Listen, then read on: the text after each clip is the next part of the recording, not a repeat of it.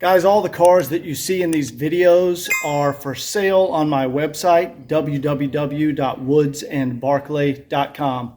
Enjoy the video. Hey everyone, welcome back to the series on the 1982 300D. In the last video, you saw me take out the dash and replace the vacuum pods behind the dash. That's all sorted out. So in this video, we're down to just kind of final maintenance. I'm going to do some fluids and filters. So let's go ahead and get started. Guys, we're just going to start out with a basic oil and filter change. Your oil filter cap is two 13mm nuts. And over here, let me show you, there's some vacuum lines. You need to be careful when you're doing this. All right, see these vacuum lines right here? You can knock those loose when you're pulling your oil filter cap off. So if you do, just make sure you plug them back in or your door locks or climate control will stop working. There we go. All right. Now we want to change the O-ring right here before we put this cap back on with our new filter. Now the filters, guys, have a handle. You can just grab that handle and pull them right out of there. Just wipe off any oil I dripped around here. All right, there we go. Let's get our new filter installed. And you just want to take off your old O-ring gasket here. And the filters come with a new O-ring we want to go ahead and put on there. And let's go ahead and pop our filter in. There we go. And sometimes the lids are tricky to get on. You got some obstacles in the way, especially this little coolant hose back here. Ah, there we go. That one went on easy. Now, I've said it 100 times, guys, when you're putting these 13mm nuts back on, you do not crank these down because they are screwing on to studs. And if you crank them down, you will pull the studs out. They are pressed in studs. The gasket, the O-ring, does all the sealing.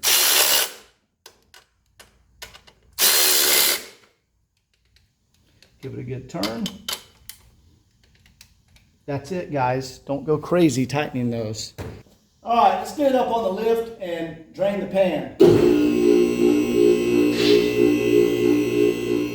All right, guys, the last time the car was in the shop, I already did a transmission service, so that's good. But we're also, I did the rear differential, but it is time for, of course, the oil. We're gonna do the brake fluid. I did the coolant when I changed the radiator a few days ago, and we're also going to do the power steering fluid and filter.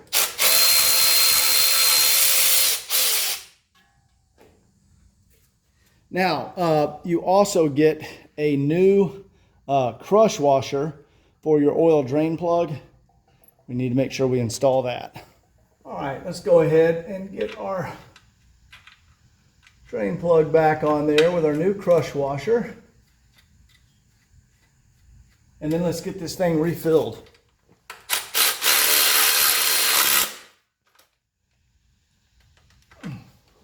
And as I mentioned, already did the transmission fluid and filter when the vehicle was in my shop last, which was like 900 miles ago. But I'm going to go ahead and show you that.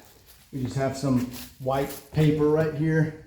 And you'll see that the transmission fluid is bright red. See how bright red that is? Fresh, brand new fluid that I've already done. And you should do your transmission about every 60,000 miles.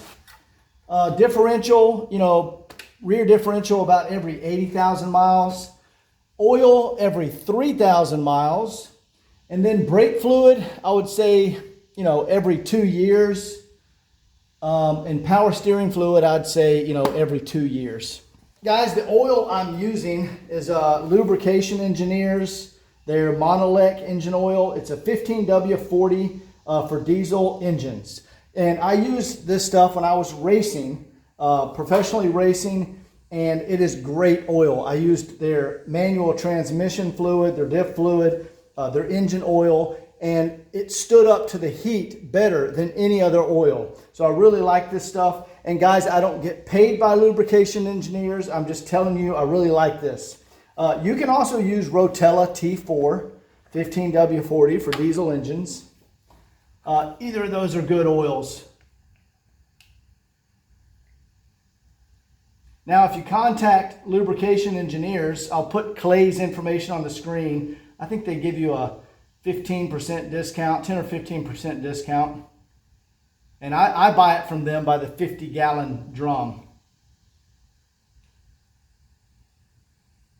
All right, it takes about one of these. This is 2 gallons. We'll go ahead and let that settle and check our levels. All right, while that's settling, I just want to check our power steering fluid, which is actually the same as the automatic transmission fluid. Okay, yeah, I'm going to go ahead, drain that out, and put in some new automatic transmission fluid, Dexron 3. We're also going to put a new filter in there. All right, now we're going to remove the power steering filter, and Mercedes has these little one-way clips here. You kind of got to squeeze them and wiggle them off here. There it comes. All right, I'll show you what that looks like. These, like, I call them crab trap clips. They're actually the same design as what holds the center vacuum pod on under the dash. All right, now we can dig the power steering filter out. Here's some needle nose. Oh, there's the top of it. And here's the filter element. And we'll throw that away and put a fresh one in here. There we go. There's the 3 pieces to it.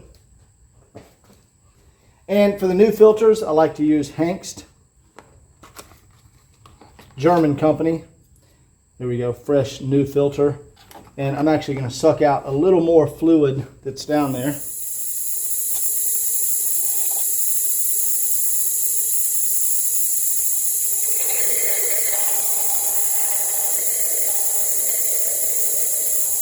All right, there we go.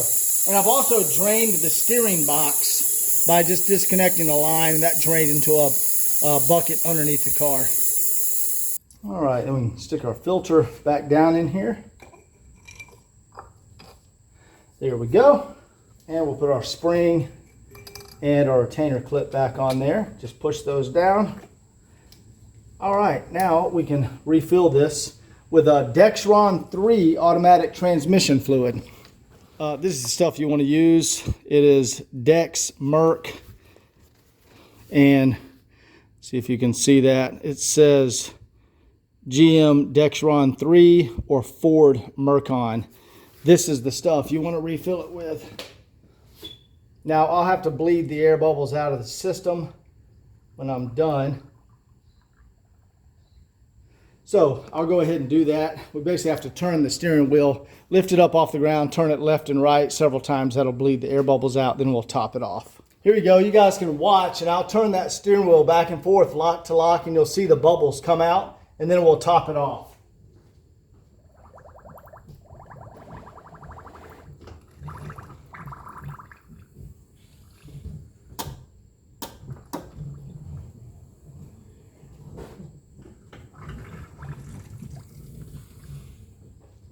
Okay, see how our fluid level dropped? It pulled it into the steering box, got the bubbles out.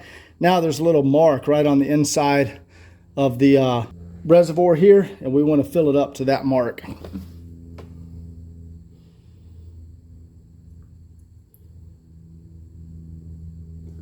All right, guys, there we go. Power steering serviced. All right, next thing we want to do is take the wheels off. And I'm gonna bleed out the brake fluid. It's been a couple of years, and we'll put in fresh brake fluid.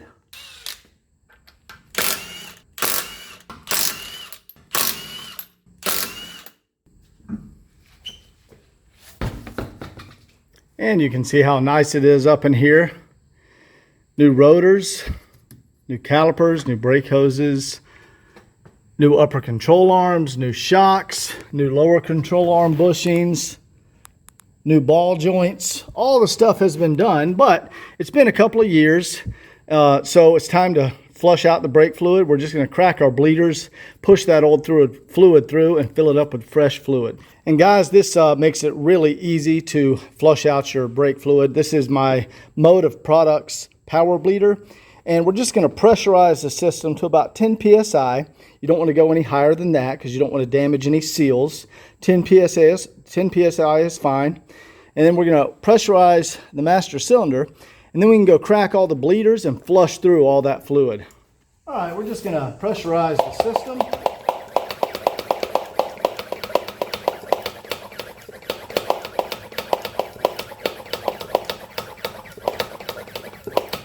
There we go, that's 10 psi. And now let's go crack a bleeder and I'll show you. All right, I have my tube here connected to our bleeder and our cup, and I'm going to crack the bleeder. There we go.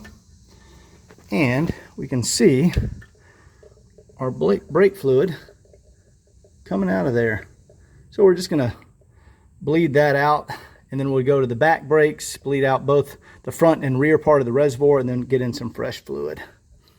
All right, you can see our reservoir is all the way down to the min line. Now you don't want to run it dry, you kind of want to stop it there, and then we're going to refill it with fresh fluid and then bleed it through again to get all this old fluid out, and then we'll top it off again with some fresh fluid. And I'm using ATE brake fluid. We're going to go ahead, top it off. Now it's going to fill up the rear reservoir first, and then that flows over until the front reservoir. You see how it flows across there? All right, we're going to pressurize this again and bleed it one more time. All right, flushed it through again, and this is our final fill up. Let's get another can of fluid. And you want to get it up just below the max line. You don't want to go all the way up to the very top. All right, guys, there we go. Brake fluid flushed. And best way to see that is, there we go. Perfectly clear. See, it's not yellow. Fresh brake fluid.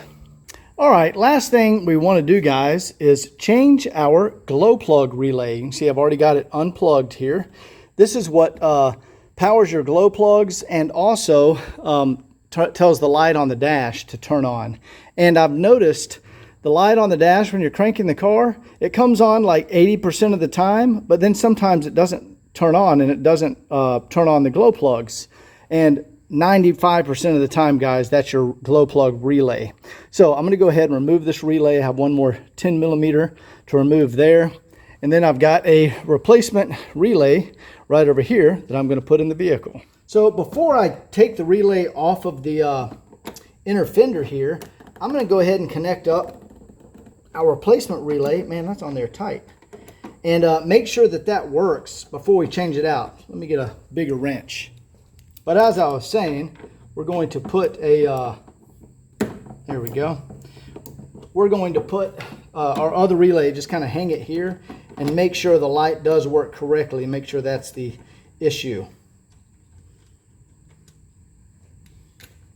And we can just take off our wires here.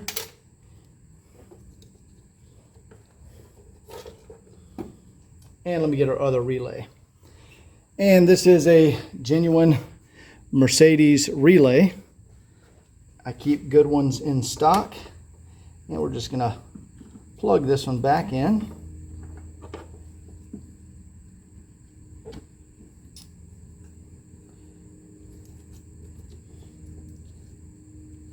There we go.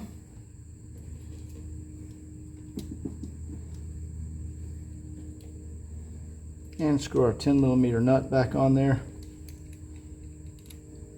All right, we're just going to let it hang right there, and we're going to go see if we get our glow plug light.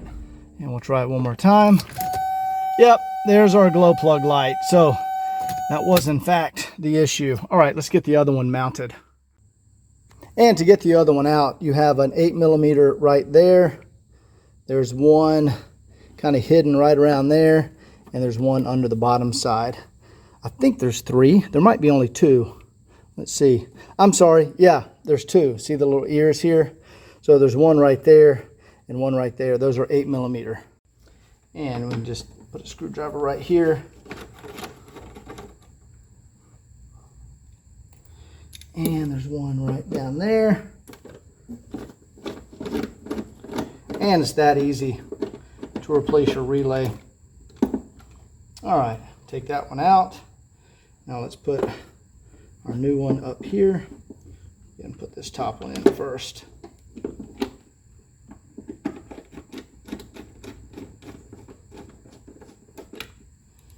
And the bottom one, kind of got to feel around for where it goes because you can't see down there very well.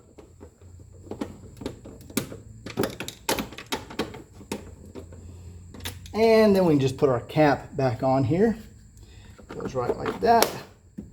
All right, we'll go test it one more time. And that's how you replace your glow plug relay. Boom. There we go. Try it again. Perfect. And we'll just do it one more time. Perfectly working glow plug relay. Mission accomplished. I did the coolant and radiator in the last video. We just did the power steering fluid and filter, did an oil change, did a brake fluid flush. Transmission was already done, and the rear diff, that was already done like 900 miles ago. So you don't have to do those. Transmission 60,000 miles and rear differential 80,000 miles. Anyway, I'm gonna go ahead, crank the car up, make sure the brake pedal feels good, and then put the wheels back on, and that's it for this video. Hope you enjoyed it. We'll see you next time.